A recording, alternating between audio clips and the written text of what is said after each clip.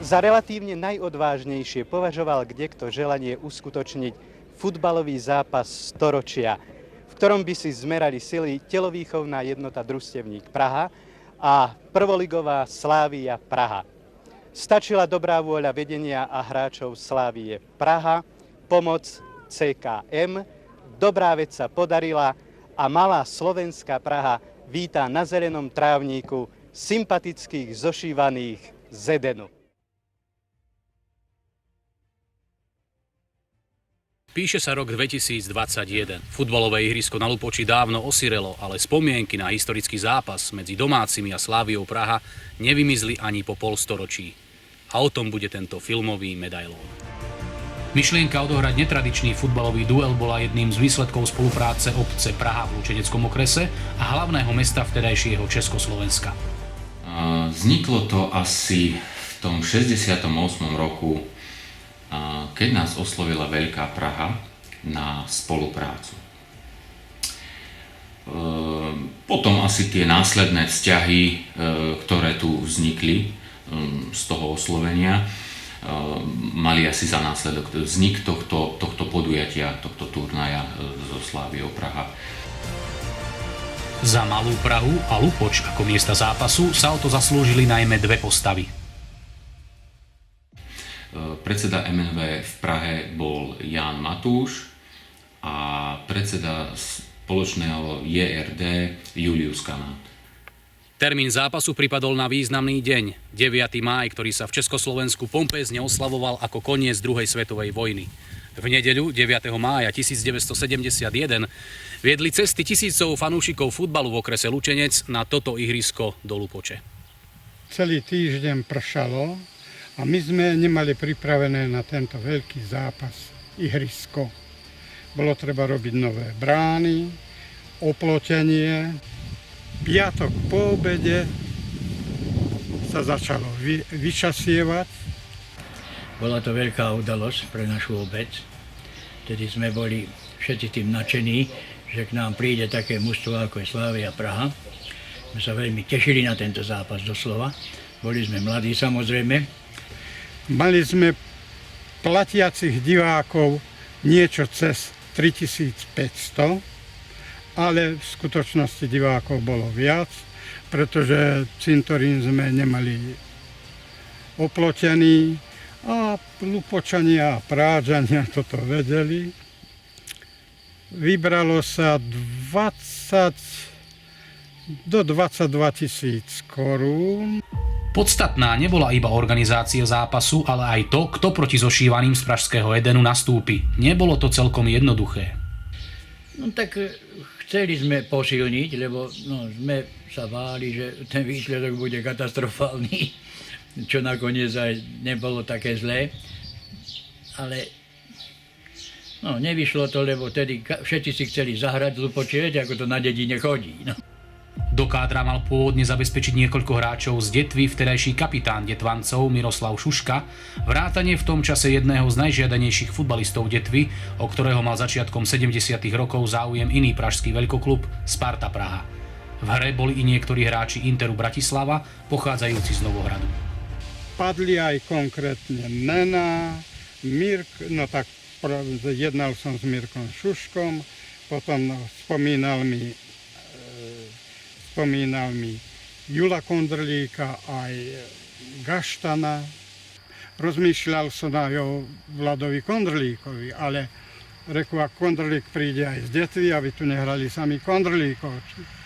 No aj tlaky boli v mojom manšafte doma, že či budú hrať Detvanci alebo Lupočania, tak potom o tohto sa upustilo. Ďalším návrhom bolo povolať pár hráčov z okolitých dedín. Zo Starej Haliče sme mali vyhliadnutého Svorada Janka, teraz inžinier Svorad. No aj Malatincovcov spomínali, chlapci Malatincovcov, niektorého Malatinca, ale to tiež padlo. Jedine Janko Bernát hral z Lehovodky, ten hral za nás. Trošku sa mi to komplikovalo tým, že ja som práve ten deň mal narodeniny, tak ako na zápas som prišiel, ale potom nejako dlho som sa tu nezdržiaval.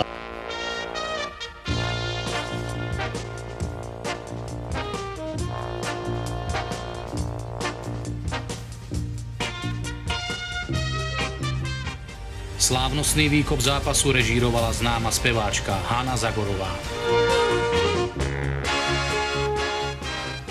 Toto je futbalová lopta, vysvetľuje si Edo Gáborík speváčke Hanke Zagorovej.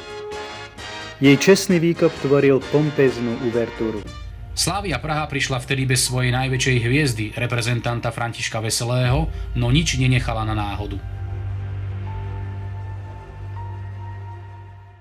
Tak to bolo jednostranne, väčšinou sa hralo pred našou 16, samozrejme, to sme aj očakávali. No, takže v obrane bol Frmol veľký, tak tam sme sa nabehali hodne aj bez lobdy. Samozrejme, že boli rýchlejší. Ale tak boli to chlapci ligoví s ligovými skúsenosťami, ktorí mali akože my, dedinskí chlapci, sme na nich nemali celkom. Keď sme hrali ten zápas, tak bolo jasné, že títo naši súperi sú veľmi slušní ľudia. Veľmi korektný zápas bol, nefavlovalo sa nič, hralo sa tak na úrovni. Oni sa nenasadzovali nejako nad nás, že oni sú veľká Praha, my sme malá Praha. Skutočne takí kamarátsky to boli títo futbalisti všetci, ale aj tí funkcionári, že veľmi dobre sme sa spolu cítili. Cez prestávku zaujala výmena slavistického brankára Františka Zlámala. Namiesto na striedačku však putoval do brány domácich. To bola tá najväčšia rarita aj pre divákov, že videli tie krásne zákroky. Oni strieľali v podstate vlastní hráči na toho brankára a tie nádherné zákroky to diváci oceňovali veľkým potleskom.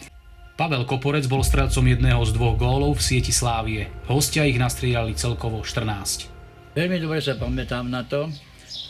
Išiel som, dostal som loptu, nejako som sa dostal cez stoperov, nejakými kľúčkami, alebo ako to už neviem. A vystrelil som na ľavú stranu po pravej ruke brankárovi po zemi k tyčky. Prekvapenie sa síce na ihrisku nekonalo, no po zápase predsa len hostia zažili niečo nezvyčajné. Po zápase sa ma pýtal tréner Slávie, Rieger, že kde máme sprchy. No a my sme vtedy sprchy aj mali, ale boli v biednom stave, tak sme im navrhli, aby sa umývali v potoku, ktorý preteká cez Lupoč. Tréner Slávie Rieger to privítal, to bude vraj bomba, keď sa budú umývať v potoku. Pre vzácnych hostí čakalo pohostenie v Malej Prahe. Dobrá, je to kyslá. Ale máme aj sladkú.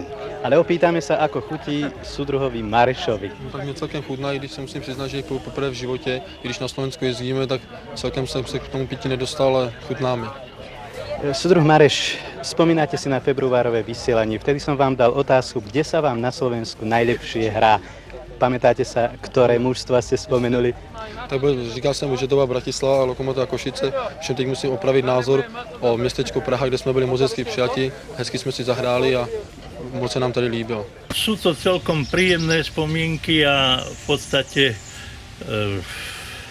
tak každoročne bilancujeme, najmä koncom roka pozerám nejaké fotografie a celkom dobre sa na to spomína. Tento nápad pripomenúť si historickú udalosť, kedy v našej obci, spojenej s obcou Praha, alebo na ihrisku obce Lupoč sa uskutočnil historický futbalový zápas medzi Sláviou Praha a našim miestnym futbalovým klubom Družstevník Lupoč Praha, vznikol z nápadu bývalých aktérov, ktorí sa priamo zúčastnili tohto podujatia. Sme si povedali, že dobré veci je potrebné si nejak zopakovať, aby sa na ne nezabudlo, a za to sme chceli aj urobiť nejaký shot z toho, nejaké video, ktoré by sme mohli potom ukazovať mladším obyvateľom našich obcí Lupoč a Lupoč Praha, ktorí tú slávu nezažili a chceme ich trošku motivovať, aby videli, čo ich rodičia, starí rodičia všetko robili na úseku športu a chceme ich nejak týmto spôsobom pritiahnuť k nejakému pravidelnému športovaniu. Vedenie Lupoče prednedávnom zareagovalo na aktuálne výborné účinkovanie Slavie Praha v Českej a Európskej lige v sezóne 2020-2021. V mesiaci máji sme poslali blahoprajný list v mene obyvateľov obce Lupoč a obce Praha predstavenstvu Slavie Praha k výsledkom, ktoré dosiahla v Európskej lige na úseku futbalu. No, my máme záujem, aby tá družba, alebo tá tradícia medzi Prahou, hlavným mestom teraz Českej republiky a obcov Praha na Slovensku, aby sa naďalej udržiavala. My, aj keď sme susedná obec Lupoč, ale niekedy bol spoločný miestny národný výbor pre obidve tieto obce, takže my to berieme, že sme jedna obec alebo súčasť jednej obce, obyvatelia, občania obce Praha, občania obce Lupoč, berieme, že sme jedna obec aj teraz. Takže boli by sme radi, keby tá tradícia tých družobných vzťahov, ktorá trvala možno že 20-30 rokov, po tomto futbalovom stretnutí, aby sa obnovila a aby sme mohli sa stretávať a navštevovať, prípadne zopakovať nejaké takéto významné futbalové stretnutie. Len týždeň po lupockom zápase storočia sa vybrali niekoľkí domáci za asistencie Československej televízie navštíviť Stovežatu a Mariánske Lázne. V Čechách mali pre nich pripravený bohatý program. No, tam bol predseda MNV, pán Karman z Prahy.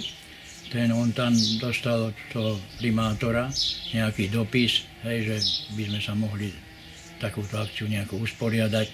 Veľmi dobre sme sa tam cítili Prahy, naozaj, skutočne. No. Boli tam aj títo speváci, Hanka Zagorová, ten Majer. No, tak Praha, tá bola pekná. Len tiež nebolo miesta ako veľa času, že chodiť sami, lebo sami ste nemohli chodiť, lebo by ste... No ja by som osobne zablúdila, však nikdy som v Prahe nebola. Ale ako sme chodili, tak Praha bola pekná a Orloj, ten mi ostal v pamäti. A vravím, vždy by som sa chcela vrátiť do Prahy, popozerať.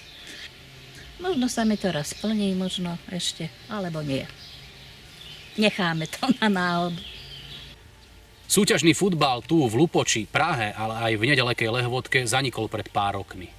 Aj v súvislosti so slávnym futbalovým zápasom spred polstoročia sa natíska otázka: je ešte možné oživiť dianie na tomto futbalovom trávniku?